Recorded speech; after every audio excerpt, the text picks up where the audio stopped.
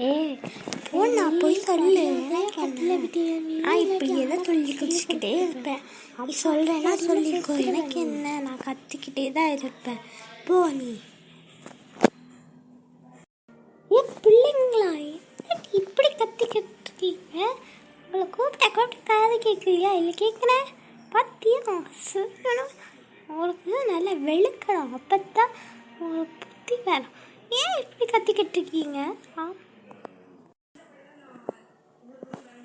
அம்மா நான் ஒன்றுமே பண்ணலம்மா. அந்த லில்லி தானே பட்டியில் சும்மா துள்ளி விளையாடுறப்பெல்லாம் இறங்கி போய் சோபாவில் இருக்க வேண்டியதானேம்மா. நான் அதை படுக்க போகிறேன், எனக்கு டயர்டாக இருக்கு. அம்மா நான் ஒன்றுமே பண்ணலம்மா. நான் அண்ணன் தான் எல்லாமே இறந்துக்கிட்டு இருக்கான். நான் சும்மா தான் சொல்லி விளையாடுறேன். அவருக்கு வேறு இடம் இல்லையா? எங்கேயாச்சும் போய் வேறு இடத்துல படுக்கலாம் தானே. லில்லி நீ வேறு ஊவராக தான் பண்ணுறேன். உனக்கு புக்ஸ் இருக்குது, அவன் டயர்டாக வந்திருக்கான் ஸ்கூல் விட்டு. நீ போய் அவன் புக்ஸை படி, அவன் போய் படுக்கட்டும். போங்கம்மா நீங்கள் வேறு அவனுக்கே சப்போர்ட் பண்ணுங்க. போங்க. நான் போகிறேன், நான் போய் படிக்கிறேன். சரி நான் போகிறேன், பாய். எப்போ பார்த்தாலும் எங்கள் அம்மா அண்ணனுக்கே சப்போர்ட் பண்ணிக்கிட்டு இருக்காங்க. நம்ம எப்போ பார்த்தாலும் புக்ஸ் எடுத்து படின்னு திட்டுறாங்கப்பா.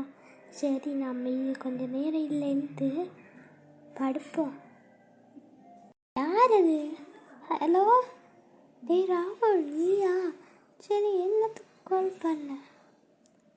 அப்படியா? நீ வீட்டுக்கு வர போயா? சரி வா இங்கே நான் நார்மலாக கொஞ்ச நேரம் படுத்துக்கிட்டு தான் இருக்கேன். சரி வா. அடடா என் ஃப்ரெண்ட் வேறு வாரான்னு சொல்லியிருக்கானே. சரி வரட்டும், நம்ம பார்த்துக்கலாம். எப்படி இருக்க? எக்ஸாம் முடிச்சு ஆளையே காணோம், எங்கே போயிட்டேன்? அது இல்லைடா நண்பா, நான் ஒரு ஊருக்கு போயிட்டு இப்போ தான் வந்திருக்கேன். நல்லா டயர்டாக இருக்குன்னு பழக்கலான்னு பார்க்க நீ கால் பண்ணுறேன். சரி